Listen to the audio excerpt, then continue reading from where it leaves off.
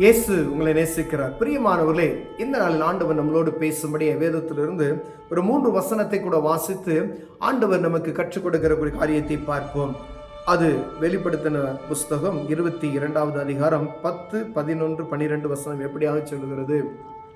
பின்னும் அவர் என்னை நோக்கி, இந்த புஸ்தகத்தில் உள்ள தீர்க்க தரிசன வசனங்களை முத்திரை போட வேண்டாம், காலம் சமீபமாய் இருக்கிறது.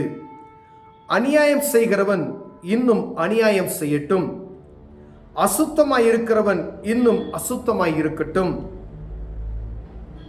நீதி உள்ளவன் இன்னும் நீதி செய்யட்டும், பரிசுத்தம் உள்ளவன் இன்னும் பரிசுத்தமாகட்டும். இதோ சீக்கிரமாய் வருகிறேன், அவனுடைய கிரியைகளின்படி அவனவனுக்கு நான் அளிக்கும் பலன் என்னோட கூட வருகிறது. நியாயத்தீர்ப்பின் நாள் வருகிறது என்பதை நாம் அறிந்திருக்கிறோம். எல்லா மக்களும் அறிந்திருக்கிறார்கள். இது கடைசி காலம். ஆண்டவர் நியாயம் தீர்ப்பார், கடவுள் நியாயம் தீர்ப்பார். பொதுவாக உலகப்பிரமான மனிதர்கள் 2 பேர் சண்டையிட்டு கொண்டா அதுல நியாயம் விஷயம், கடவுள் உன்னை நியாயம் தீர்ப்பாண்டா அப்படின்னு சொல்லுவாங்க, பார்த்திருக்கீங்களா? அதே போல நியாயம் தீர்க்கிற ஒரு நாள் வருகிறது. அந்த நியாய தீர்ப்பின் நாள் வருகிறதுனால இனி இந்த புத்தகத்தை நீ முத்திரை போட வேண்டாம், இது தெரிந்து எல்லாரும் பார்க்கட்டும். அங்கு சொல்லப்படுகிற வசனம் என்ன பார்த்தீங்களா? அநியாயம் செய்கிறவன் இன்னும் அநியாயம் செய்யட்டும், அசுத்தமாய் இருக்கிறவன் இன்னும் அசுத்தமாய் இருக்கட்டும், நீதியுள்ளவன் இன்னும் நீதி செய்யட்டும், பரிசுத்தம் உள்ளவன் இன்னும் பரிசுத்தமாகட்டும். அநேக நேரங்களில் நான் வருஷம் பூரா ஆண்டவர் ஆராதித்து கொண்டு இருக்கிறேன், ஒரு பெரிய ஒரு அற்புதத்தை நான் பார்க்க முடியல, ஒரு மேன்மையை பார்க்க முடியல என்று சொல்லி முறுமுறுக்கிற கூட்டம் மத்தியில் நாம் வாழ்ந்து கொண்டிருக்கிறோம். கர்த்தருடைய பிள்ளைகள், ஆண்டவரை அறிந்து கொண்ட பிள்ளைகள், பரிசுத்தவான்களை பிரித்தெடுக்கப்பட்ட ஒரு கூட்டம் என்று சொல்லிக் கொண்டு இருக்கிற நாம் அநேக நேரங்களில் நம்ம பரிசுத்தமா வாழ்றோம், என்ன பிரயோஜனம் அப்படின்ற முறுமுறுக்கிற கூட்டங்களும் உண்டு. ஆனா இங்கு சொல்லப்படுகிற வசனங்கள் கடைசி காலமாகி விட்டதுனால அவனவனுக்குள்ள கிரியைக்கு தக்கதான பலன் என்னோட கூட வருகிறது அப்படின்னு ஆண்டவர் சொல்லுகிறார்.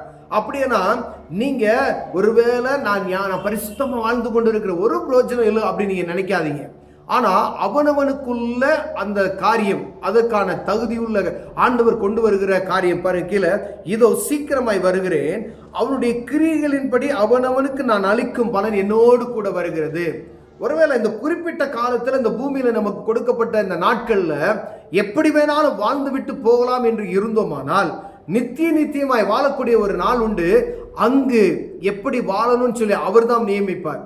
இங்க உங்களுக்கு கொடுக்கப்பட்ட இந்த நாட்களை மனம் போல வாழ்ந்து விட்டோம் என்றால் அவர் வரும்பொழுது, அவர் நியாயாதிபதியாய் வரும்பொழுது அவனவனுக்குள்ள கிரியைக்கு தக்க பலனை நான் அளிக்குவேன் என்று சொல்லுகிறார். பிரியமானவர்களே, அப்படின்னா இங்கு பரிசுத்தமா ஒருவேளை சுவிசேஷம் அறிவிக்கப்பட்டு கொண்டு இருக்கிறது, மனம் திரும்புங்கள் பரலோக ராஜ்யம் சமீபமாய் இருக்கிறது. இந்த வார்த்தை 2026 வருடங்களாய் பிரசங்கிக்கப்பட்டு கொண்டு இருக்கிறது நாம் அறிந்திருக்கிறோம். எந்த ஆலயத்திலும் எல்லா ஜனங்களுக்கும் எங்கெல்லாம் பிரசங்கிக்கப்படுமோ சொல்லப்பட்டு இருக்கிறது. அநேக நல்ல காரியங்கள் ஜனங்களுக்குள் போய் சேராது.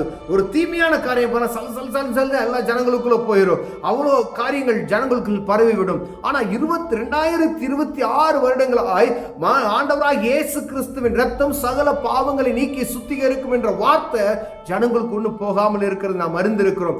அறிந்து கொண்டவர்கள் இன்னும் முறுமுறுத்து கொண்டு இருக்கிற ஒரு சூழ்நிலைக்கு நேராய் தள்ளப்பட்டு இருக்கிறோம். பிரியமானவர்களே, எல்லாம் உலகத்தான பாருங்கயா, அவன் பாட்டு நல்லா சம்பாதிக்கிறான், இப்படி இருக்கிறாரு அப்படி இருக்கிறாரு, ஆனா நான் இப்படி இருக்கிறேன், ஆனா ஒரு பிரோஜனம் இல்லை அப்படின்னு. ஆனா ஆண்டவர் சொல்லுகிறார், அது வேறு இது வேறு, உனக்குள்ள பலனை அவர் வரும்பொழுது அளித்து கொண்டு வருவேன் என்று சொல்லுகிறார். பிரியமானவர்களே, நித்தியமாய் வாழக்கூடிய ஒரு நாள் இருக்கிறது. ஒருவேளை கேட்கறதுக்கு இது ஒரு பைத்தியக்காரத்தனமாய் போல கூட தோன்றலாம் பிரியமானவர்களே. ஆனால் இந்த பூமியில வாழுகிற 80 வருடமோ 90 வருடமோ அதுக்கு மேல ஆண்டவர் சொல்லிட்டார், வருத்தமும் சஞ்சலமும் என்று சொல்லப்பட்டு இருக்கிறது. ஆனால் அதற்கு பின்பதாய் இருக்கக்கூடிய வாண்டாண்டு காலமாய் வாழக்கூடிய ஒரு இடம் உண்டு என்பதை மறந்து போகாதபடிக்கு விழித்திருங்கள் என்று ஆண்டவர் சொல்லுகிறார். அது நித்தியமான அங்க வாழக்கூடிய இடம். அங்கு எப்படி வாழ போகிறோம்? வேதனை உள்ள இடமா, இல்ல ஆண்டவரோடு கூட சமமாய் உட்கார்ந்து அவரோடு இருக்கக்கூடிய ஒரு இடமா? அதை தான் ஆண்டவர் விரும்புகிறார். என் ஜனங்கள் அங்கு நான் அவர்களுக்காய் நான் ஒரு பந்தியை ஆயத்தப்படுத்தி வைத்திருக்கிறேன், நான் வந்து அவர்களை அழைத்து சென்று அங்கு கொண்டு போவேன் சொல்லி இருக்காரு. புதிய வானம் புதிய பூமி உண்டாகும் என்று சொல்லி இருக்கிறார் பிரியமானவர்களே. அதுக்கு இந்த பூமியில சில ஆண்டவர் நமக்கு நிபந்தனைகளை வைத்திருக்கிறார். இந்த நிபந்தனைப்படி நீ வாழ்ந்த அப்படின்னு சொன்னா, இப்படிலாம் நீ இருந்த அப்படின்னு சொன்னா, நான் வந்து உன்னை வேறு ஸ்தலத்துக்கு அழைத்து கொண்டு செல்லுவேன் என்று சொல்லுகிறதை பார். அதான் பரலோக ராஜ்யம் என்று சொல்லப்படு. எல்லா ஜனத்துக்கும் தெரியும் மோட்சம் ஒன்று இருக்கிறது, அங்கு நான் போவேன், இது நிச்சயம் இருக்கிறதா என்பதை அறிந்து கொள்ளும்படியாகவே ஆண்டவர் மனிதனுடைய பாவத்தை மன்னிக்க பூமியில கிறிஸ்து இயேசு பூமிக்கு வந்தார் என்கிற நிச்சயத்தை நான் பெற்றிருக்கிறான் என்று பார்க்கும்படி அழைக்கப்படுகிறோம். ஏன்னா பாவ மன்னிப்பின் நிச்சயத்தை பெற்றுக்கொண்ட ஒவ்வொரு மனிதனும் பரலோக ராஜ்யத்துக்கு கடந்து சொல்ல முடியும். அவர் வரும் பொழுது ஆண்டவர் ஒவ்வொரு மனிதனையும் அவரோடு இழுத்து கொண்டு செல்வார் பிரியமானவர்களே. அப்பொழுது பெரிய காரியம் நடக்கும். ஏன்னா ஜனங்கள் பரிதபிக்கப்பட்ட சூழ்நிலைக்கு நேராக தள்ளப்படுவார்கள். அவனவனுக்குள்ள பங்கு வருது, என்னோடு கூட வருகிறது என்று சொல்லுகிறார். பூமியில நான் மனப்போன போகல நான் வாழ்ந்தேன் அப்படின்னு சொன்னா அதற்கான பங்கு அவரோடு கூட வருகிறது பிரியமானவர்களே. இது பயம்படுத்துகிற காரியம் போல தோன்றலாம். இதெல்லாம் நரகத்துல போய் தள்ளி போட்டு விடுவார்கள் என்று சொல்லி. ஆனா நித்திய காலமாய் 100 வருஷம் வாழக்கூடிய ஒரு நாட்கள் எப்படி இருக்கிறது? ஆண்டாண்டு காலமாய், ஒருவேளை ஒரு 1000 வருஷம் அப்படிலாம் சொல்லப்படும், ஆண்டாண்டு காலமாக சொல்லப்பட்டு இருக்கிறது.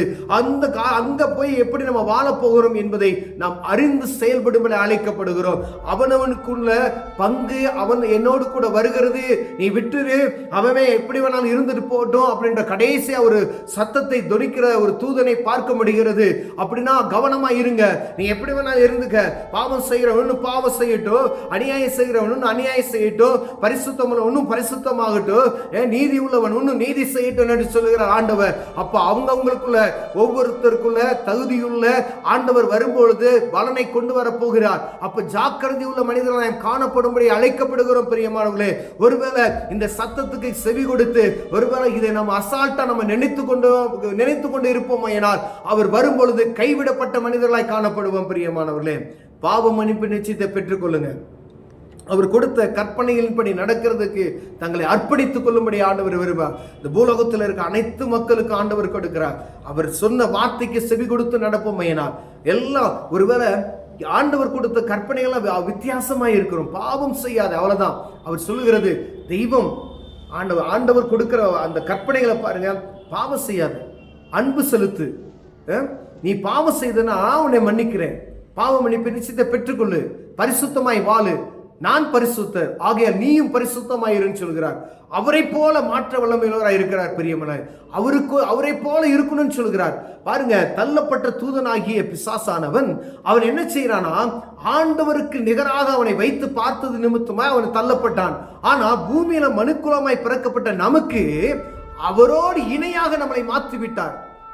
அந்த இணையாக மாற்றப்பட்டதின் நோக்கத்தின் நிமித்தமாகவே இந்த பொல்லாத பிரபஞ்சத்தில் இருக்கிற பிசாசானவன் நம்மை அவர் பக்கத்தில் சென்று விடாதபடிக்கு நம்மை புறக்கணித்து நம்மளை புறமே தள்ளி எனக்கு கிடைக்காத இடத்துல நீ எப்படி அங்க போக முடியும் சொல்லி மனிதனை என்ன செய்யறான், பாவத்துக்கு உட்படுத்துகிறான் பிரியமானவர்கள். ரொம்பவும் ஜாக்கிரதை. அவனுக்கு கொடுக்க வேண்டிய அவன் எதிர்பார்த்த, அவன் விரும்பின நான் ஆண்டவரை போல இருக்கணும்ன்ற அந்த ஸ்தலத்துல அவன் தள்ளப்பட்டு போயிட்டான். ஆனா ஆண்டவர் நம்மளை சாதாரணமா அவருடைய சாயலாய் படைக்கப்பட்ட நமக்கு, தூதனுக்கு கூட அவருடைய சாயல் கிடையாது. ஆண்டவர் மனிதனுக்கு தான் ஆண்டவருடைய சாயல், அவருடைய சாயல் நமக்கு கொடுக்கப்பட்டிருக்கிறது சொல்லப்பட்டு இருக்கிறது பிரியமானவர்களே. அப்பனா பாருங்க, அவனுக்கு கிடைக்காத அந்த ஸ்லாக்கியத்தை மனுஷனுக்கு கொடுத்திருக்கிற எவ்வளவு பாக்கியவான்கள் பாருங்க. இந்த மனிதனுக்கு நம்ம கொடுக்கப்பட்ட இதை அவன் பொறுத்து கொள்ளாதபடி இவர்கள் அங்க போகக்கூடாது என்பது எவ்வளவுக்கு நம்மளை அருவருப்புக்கு தள்ள முடியுதோ, பாவத்துக்கு தள்ள முடியுதோ தள்ளிவிட்டு அந்த பரலோகத்துக்கு கொண்டு செல்லாதபடிக்கு நம்மை தடுத்து நிறுத்துவான் பிரியமானவர்களே. அதற்கு நம் போராடி தேவ சமூகத்துக்கு எதிர்த்து அங்கு செல்வதற்கு இந்த பொல்லாதவனோடு எதிர்த்து நின்றால் மாத்திரமே அங்கு கடந்து செல்ல முடியும். அவ்வளவு பாக்கியத்தை பெற்றிருக்கிறவர் நாம். அப்ப எவ்வளவு ஜாக்கிரதை நடக்கும்படி அழைக்கப்படுகிறோம். அவன் இந்த லூசிபர் என சொல்லப்படுகிற அந்த தள்ளப்பட்ட தூதன் ஆண்டவருக்கு நிகராய் பார்த்தது நிமித்தமாக அவன் தள்ளப்பட்டான். ஆனா பூமியில இருந்த நமக்கு, மண்ணால் செய்யப்பட்ட நமக்கு ஆண்டவர் அவரோடு இணையா உட்கார வைப்பதற்கு ஆசைப்படுகிறார் பிரியமானவர்களே. ஒருவேளை அவர் வரும்பொழுது பாவத்தில் இருந்தால் நரகத்துக்கு செல்லக்கூடிய ஒரு சூழ்நிலை. நாம் பரிசுத்தமா வாழ்ந்தா அவரோடு கூட கடந்து செல்கிற ஒரு மகிமையான ஒரு காரியத்தை நமக்கு கொடுத்திருக்கிறார். பிரியமானவர்களே, கண்களை மூடுவோம், ஜெபிப்போம். அன்பின் தகப்பனே, அப்பா, நீங்க வரும்பொழுது மோடு நாங்களும் வருவதற்கு ஆயத்தமானவர்களை காணப்பட உதவி செய்யுங்க. இந்த பாவமான உலகத்துல இந்த பாவத்தை ஜெயிப்பதற்கு எங்களுக்கு கிருபை பாராட்டுங்க. இயேசுவின் நாமத்தில் பிதாவே, ஆமென்.